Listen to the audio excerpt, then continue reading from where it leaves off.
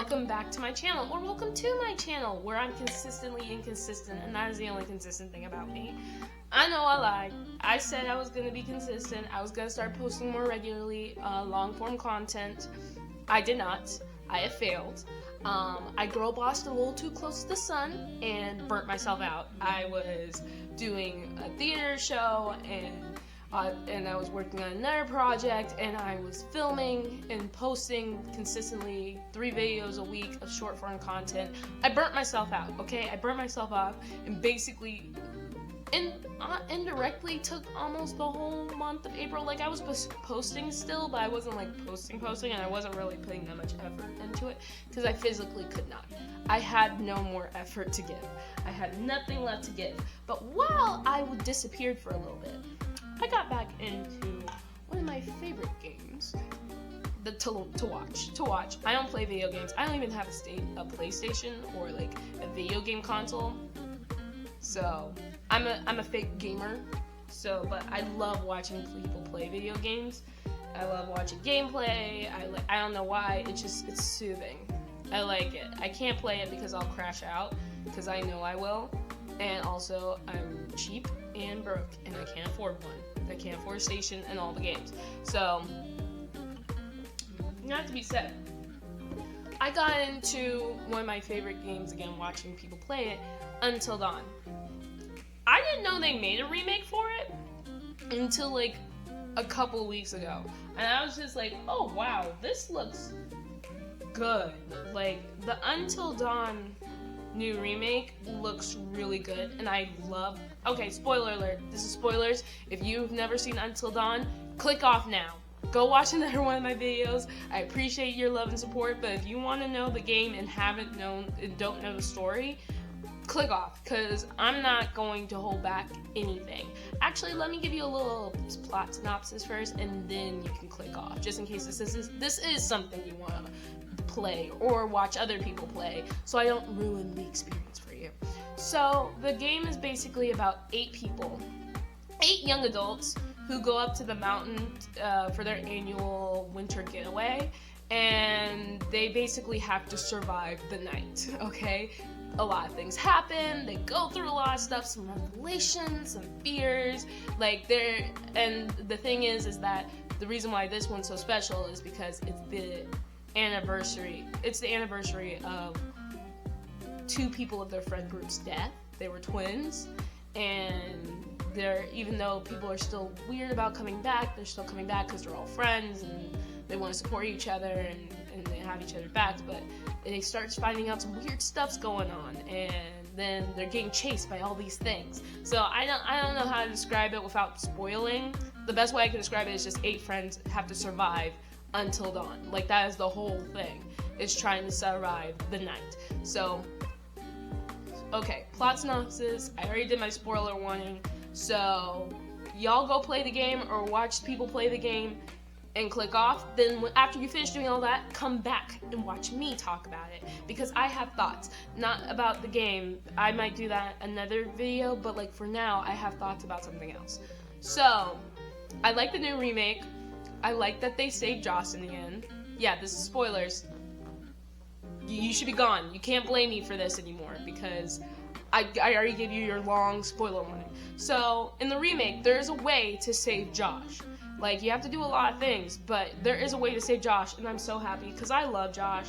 Like, it was kind of sad that he was the only one who didn't get a happy ending when he literally went through the most traumatic stuff. Like, I mean, it was his fault that everybody was back on that mountain and was trapped by the Wendigos and all that stuff, but like, those people indirectly killed his sisters. Like, I know they didn't mean to kill his sisters, I'm not saying that, but I'm just saying they are quasi-responsible for his sister's deaths. Well, I mean, one sister dies, the other one becomes a Wendigo, but that means she's gone. Like, his sister is gone, and he's had mental health issues for a long time. Like, he has been, this was the feather that broke the camel's back after they just fixed the camel's back. Like, in the prologue, it was shown later on that you find out that he just got to a mentally healthy place when they went on that trip the first time. And then when his sisters died, it really caused him to completely regress back to the beginning. Like, he lost all the progress he had because his sisters died. Because of his friends. His friends are, like, it wasn't his friend's fault. It wasn't like they were trying to kill them, but their actions did cause them to, Anyway, I'm just glad that he gets a chance to live on and hopefully redeem himself for what happened and get the help he needs, because he really does need the help. Anyway, that's not the point.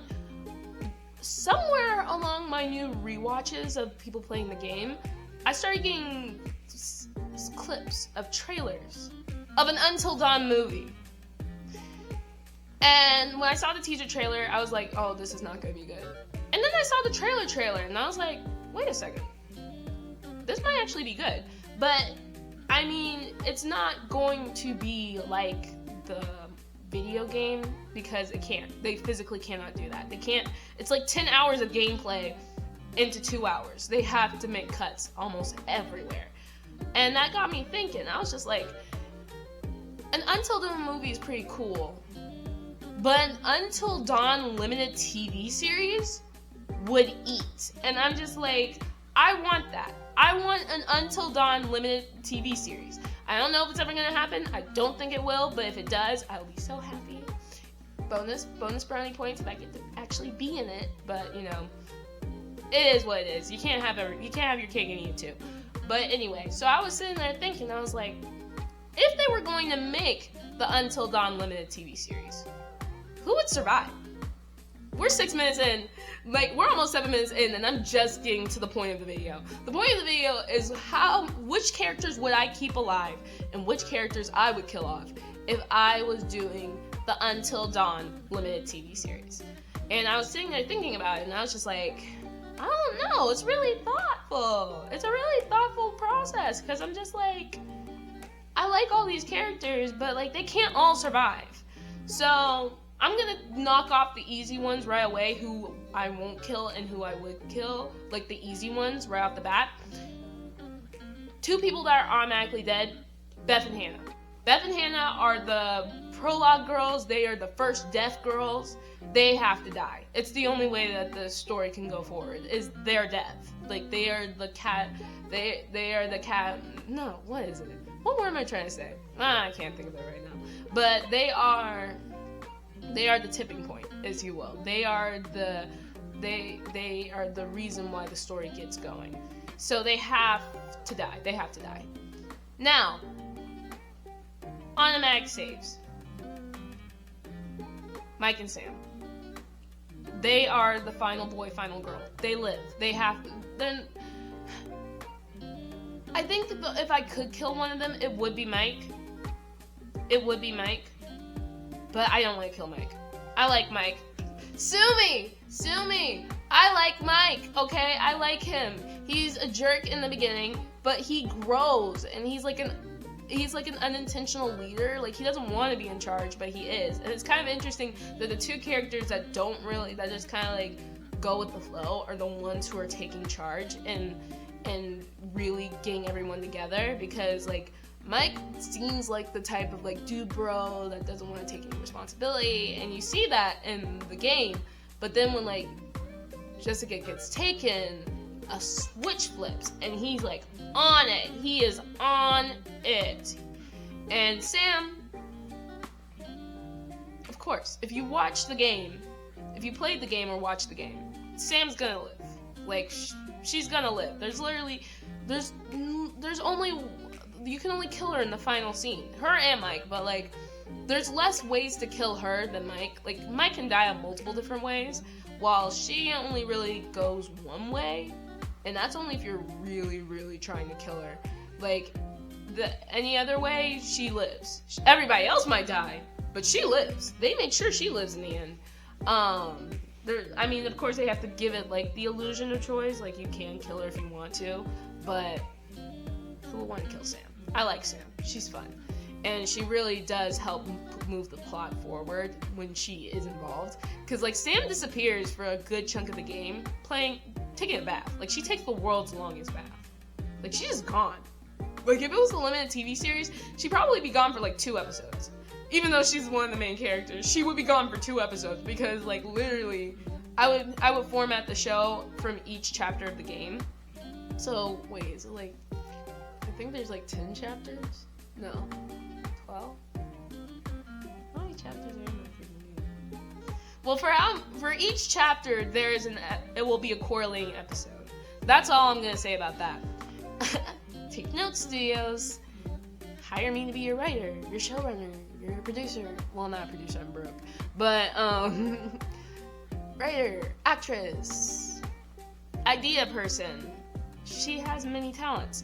Anyway, so Mike and Sam, instant saves. Like, they are the reason. I'm gonna probably make another video talking about why I like the characters and which characters I like the best, ranking best to worst. I mean, worst to best of my favorite Until Dawn characters, but this is not that video. So, moving forward. Now we're moving on to the characters that can live, but you have to be smart. Like, you have to be mindful of what your choices are, because if you make choices in the beginning of the game, it might lead to their deaths in the middle of the game, and there's no way to avoid it. Like, so first thing first, Jessica. Jessica is Mike's girlfriend in the story, and in the backstory, Jessica wasn't always Mike's girlfriend. I will get to that later, but Jessica is basically would be the first kill since. Yeah, I'm killing Jessica, by the way. I'm sorry if I didn't make that clear. Jessica's dying. She is going to die. She's going to be the first death of the main 8.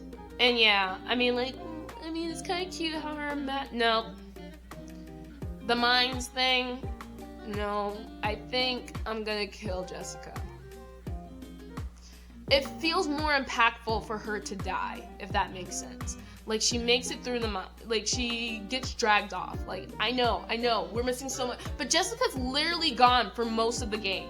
Like, after the whole cabin thing, when she gets pulled out of the cabin, and you find her in the elevator, if she's alive and you did the quick time events correctly, and she's alive, you find her in that and then she in the elevator, and then she drops down into the ether, and you don't see her again until, like, the final, Matt's final chapter, Matt's final scene in the game, with he survives, and then there's a chance they can escape together and live through the night. So, I feel like Jessica really was meant to die, because she doesn't really have a lot to do in the story, if Matt's alive. If Matt's dead, Jessica, you'll still see Jessica again if Jessica's still alive. But honestly, you skip like a whole little gameplay scene section because Matt can die in the game too. Oh, it stopped and started over. That's interesting. Okay. Matt and Jessica can still die. So, you won't see that game. You won't see that little section. There's a little section if they're both dead that you won't get to play. Or you get to play if one of them is dead. But if one of them is still alive, you can still play that little section. But yeah, Jessica should die. I feel like it would be the most impactful. It would make Mike's more intentions towards Josh more murderous and more justified because it's just it's just, he still was, his crash out was still justified, but like, him treating Josh that badly, it would be more justifiable if he sees Jessica is dead. Okay, moving on from Jessica, we're going on, I'm trying to think of what character I should talk about next. Actually, I'm going to talk about Matt, because he is the second character that is really hard to keep alive. Like, Jessica is the hardest one to keep alive if you don't understand how to keep her alive. Matt is the second hardest person. And the reason why is because there's so much crap you have to do to make sure he stays alive in a scene. There's one scene that you have to do in order to keep him alive, and that is he has to disagree with Emily. And she still gives him the flare gun because he's not going to because if he agrees with Emily and you give him the flare gun, he's going to shoot it off. But if he disagrees with Emily and doesn't want to go to the watchtower with her, and she gives him the flare gun, he will have the flare gun, and he will need that. But that's just one way to save him, because if he has the flare gun, he can save himself from the Wendigo while trying to save Emily. But if he doesn't have the flare gun, or he shoots off the flare, the only other way to save Matt is for him to become the biggest douchebag, and just like Emily's about to fall, most likely might fall to her death, holding on by a thread on this collapsing, not water tower, watchtower, collapsing watchtower, and he wants to pick that moment to talk about her interactions with Mike, which, by the way, in the remake, they confirm that her and Mike get together. Okay, to give some lore to that, Mike and Emily used to be boyfriend and girlfriend, and in the prologue, they were a couple. So Mike and Emily broke up before the events of the game. Like in the original game, it said they broke up like weeks before they went on this trip, and then they got together with Matt and Jessica respectively. But in this version, the remake, it doesn't give you a time frame of how long they've been broken up or whatever. But in the remake, if Matt pushes hard enough, Emily will admit that her and Mike did some stuff after they broke up and her and Matt got together. So take that with what you will. I know that Emily haters were really eating that one up. Yeah, but Matt can only survive if he instead of saving Emily's life or trying to save Emily, he jumps off and saves himself. And I'm just like, wow, really trying to make him look like a jerk. Yeah, but yeah, I think those are the only ways to keep him alive. And here's the thing, Matt's the only black dude. He is the only brother, okay? So I just want to keep him alive due to spite. Like, but he doesn't really contribute much to the thing after. Like, Jessica's dead. So that was like the only reason why Matt would be like really interesting, is because he was trying to keep Jessica alive while they were running away from the Wendigo. But in this version of the show, Jessica's dead. I don't want to kill Matt. I feel like killing Matt is the only way. Killing Matt's the only way. I don't want to kill him though. I don't want to kill him. But I want him to be a hero. Yeah, I want him to be the hero. So I think I would have him die. Matt, I'm sorry, Matt, brother. You gone. That's all she wrote for Matt. Okay, so I'm doing this in real time. I'm deciding in real time who I want to save and who I want to die. Okay, so next person on the list. Well, we already talked about her, so let's just keep going. Emily lives.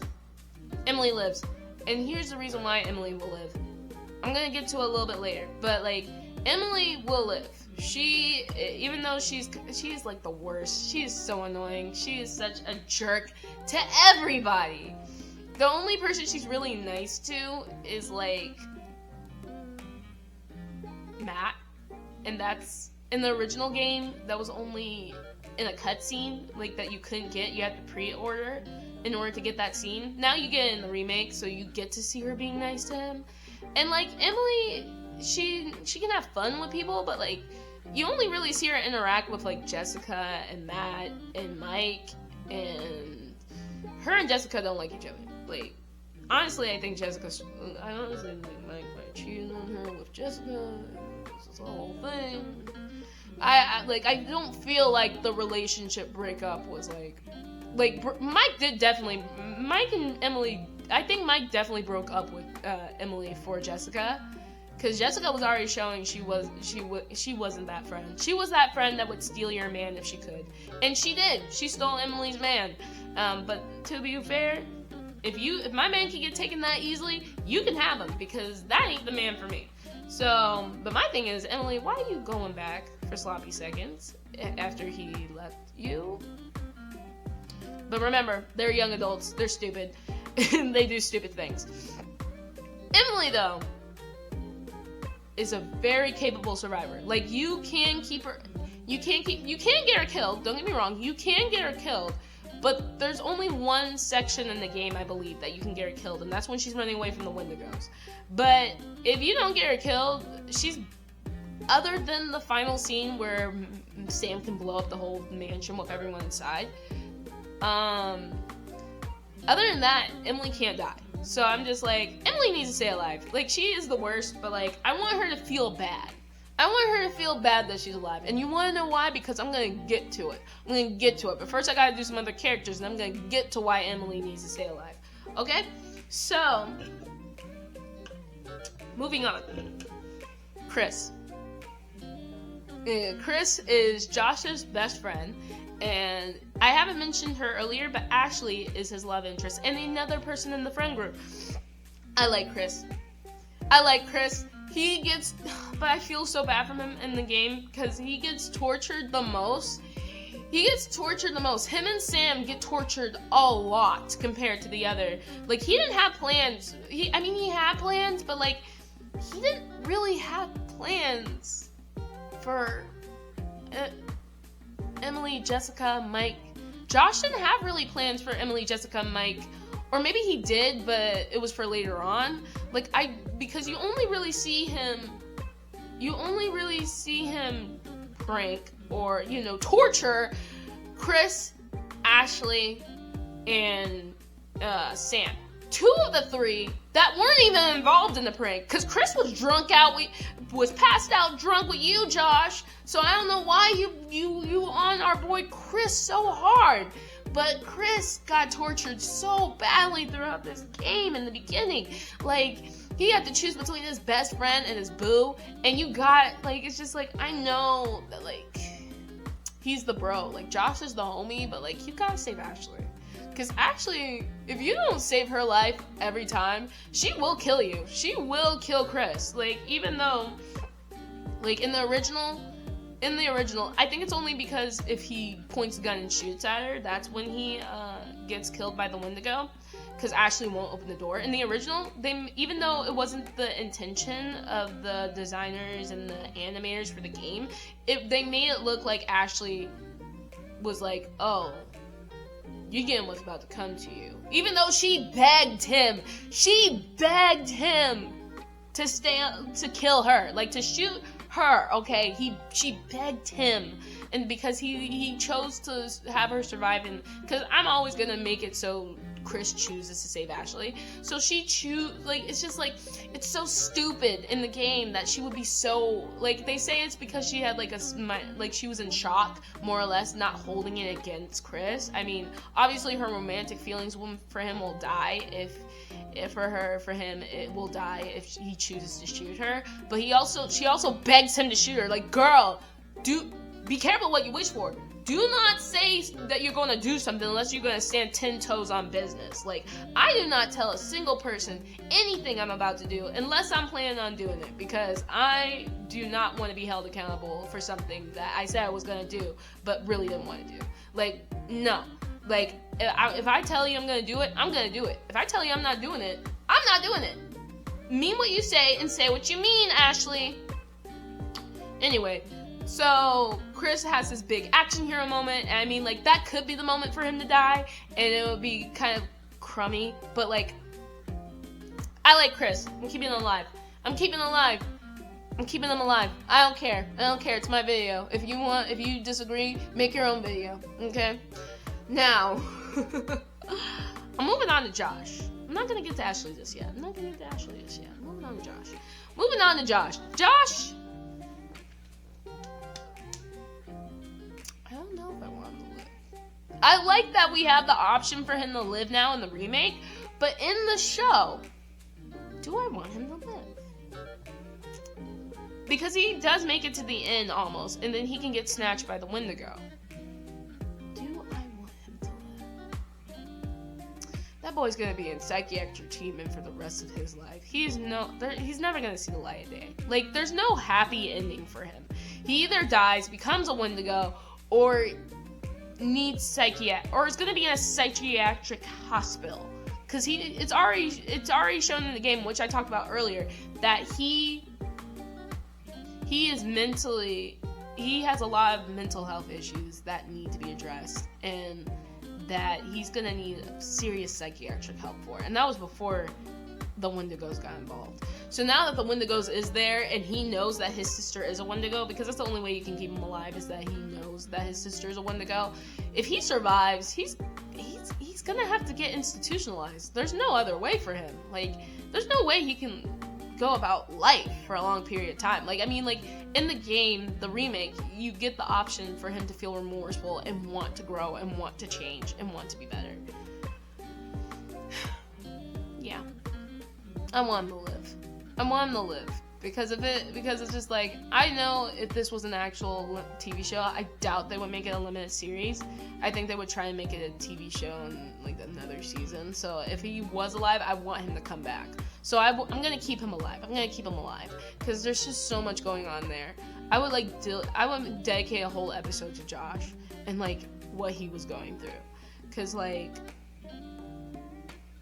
and it'll be like, he'd be like the face of the episode, but like it would be intercut with the scenes when he's chasing, or like intercutting with the scene of the group confronting him about the joke, the prank, the torture session, because I feel like that, because they're already gonna find the clues, and Sam's gonna call him out on it, and then the episode will cut. Or like the episode will end. That will be another extra episode. It'll lead into another extra episode of him basically seeing his journey so far and what got him to this place. Because I feel like just watching, I feel like that would just give an extra little juicy layer to Josh. Or like, it doesn't have to be in the confrontation scene with everybody else. It could be like later on when he's like trapped in the mines, because he does get dragged off by Hannah the first time in the mines. And it's only the second time he could get killed by Hannah. But yeah, I think Josh should live. I do think Josh should live. Next thing's next. I'm trying to think. Is there anyone else? Did I go through? I went through Sam, Mike, Jessica, Matt, Emily, Chris, Josh. Okay. I think that's everyone except Ashley. And she's gonna die. Wanna know how she's gonna die? It's gonna be Emily's fault. So, in the game, there is a point where, like, if Emily survives, she gets bit by the Wendigo. And that's a canon event. You cannot change it. You cannot stop her from getting bit. She will get bit. She gets bit by the Wendigo, and Ashley notices her bite and starts flipping out, because they don't know what Wendigo bites will do to you. They don't know if it's like a zombie infection where if you get bitten, you turn into one. And Ashley is just egging on Mike to shoot her. Like, Mike wants her to leave, but she won't leave. Like, Emily's like, no, I am not safe out there alone. I cannot be alone again. But also at the same time, Mike's like he wants her out, but she won't leave. So he's just like, then I'm gonna have to, like, you know? And Ashley's like really pushing Mike to do it. Like, he's like, go for it. Get her. Pop a cap in her. And it's just like, because in the game, he shoots her in the brain, because he thinks that's like, because I think in this moment they think that Wendigos are like zombies, because they don't know. They don't know anything about these things. All they know is that they're trying to kill them.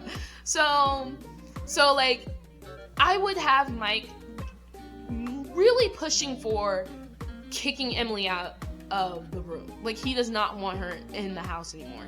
Kicking her out of the house, but Emily won't leave. So he holds up the gun to her. He's like, and he's getting ready to shoot, but he's like, oh, dang it, I can't do it. He puts down the gun and he's just like, we need to keep an eye on her. Like, and at this point, Chris is still alive. Like, everybody's gonna be in the room except Josh, Matt, and Jessica, because Matt will be dead at this point, and Jessica's dead at this point. So none of them are, everybody that's alive and is gonna stay alive, except Josh, is in this room. So Mike says no, he's not gonna kill her, but he is gonna, like, because Chris and Sam are gonna be the voice of reasons. They're gonna be like, Chris is gonna be neutral. He's gonna be like, I don't know, I can't really make a decision on that. He's gonna be more on the side of kicking Emily out of the room, but not kicking her out of the house, more or less just keeping her in a more secluded area so they can stay safe. While Sam's gonna be like, let's just keep an eye on her, let's watch after her, make sure to see what happens to her, and then we can decide then. While Ashley's full like, kick her out, kill her, do whatever you can, just get her out of here. And Mike is the one who's deciding because he has the gun. Mike decides he's not gonna shoot her, they're just gonna keep an eye on her, like Sam suggested. So, later on in that chapter, Ashley can find a journal where they basically explain what the Wendigos are, and that in one section they talk about Wendigo bites do not turn you or turn you into a Wendigo. The only way you can turn into a Wendigo is if you eat human flesh.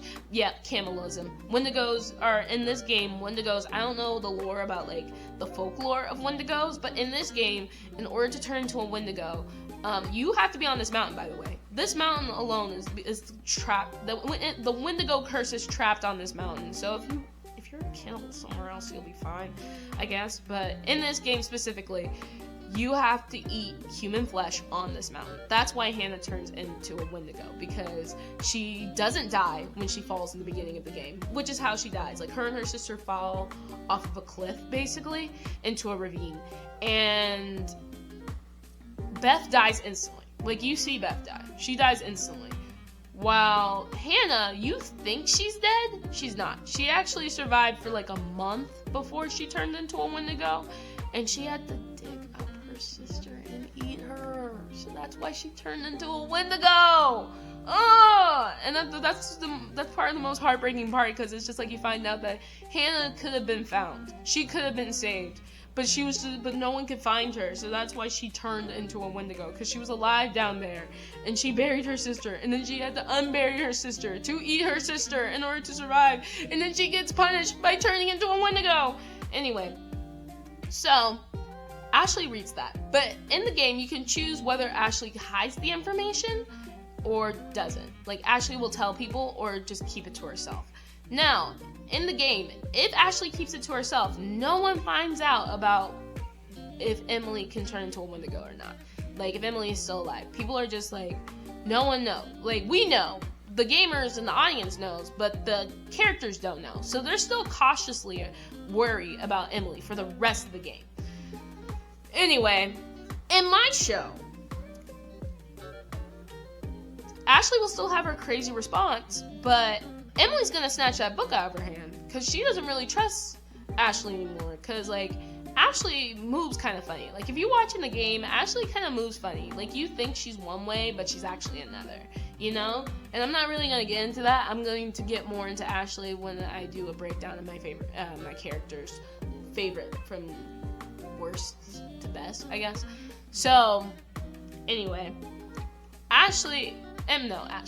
Emily will snatch the book out of her hand and read it and find out that, oh my gosh, Wendigo bites don't turn you into Wendigos, and that these people were gonna kill me over nothing. And she, you know, rightfully so, gets pissed. But Ashley's gonna try, like, apologize, and she's like, and still have the iconic backhand slap, because I love that slap. Like, I don't like Emily. But honestly, Ashley's, I don't think you should be putting hands on people, but, like, I wasn't mad at it, you know? I wouldn't do it myself, but I wasn't mad at it, you know? Anyway, so, here's where we're gonna keep going, because this is how Ashley's gonna die. In the game, if Emily finds out that, in the show, if Emily's gonna find out regardless, she's gonna read it. Like, she's not even, like, Ashley's gonna pretend that she didn't see it, but Emily's gonna snatch that book out of her hand and read it.